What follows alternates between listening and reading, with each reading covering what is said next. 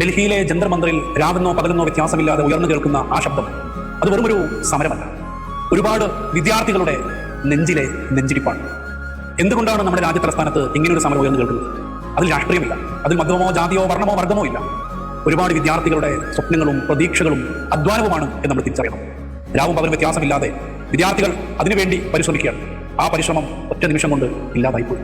വെറുമൊരു ചോദ്യപേപ്പർ ചോർന്നല്ല പ്രശ്നം. ആ ചോദ്യപേപ്പറോട് കൂടി അനേകം വിദ്യാർത്ഥികളുടെ ജീവിതം ഇല്ലാതായി. ഒരുപാട് സ്വപ്നങ്ങൾ എരിഞ്ഞ മറന്നുപോയി. ഒരുപാട് ആളുകളുടെ പ്രതീക്ഷ ചെരുപ്പിനടിയിൽ പറ്റിപ്പോയ മണ്ണിനെ സമാനമായി. ഇതിനെല്ലാം എന്ത് പരിഹാരം?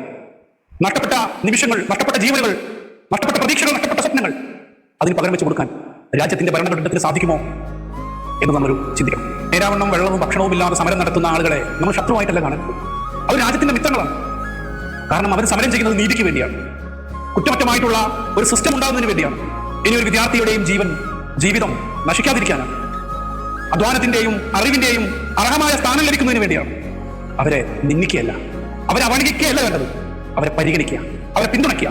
അത് രാജ്യത്തിനെതിരെയുള്ള സമരമല്ല, അത് നീതിക്ക് വേണ്ടിയുള്ള സമരമാണ്, ന്യായത്തിന് വേണ്ടിയുള്ള സമരമാണ്.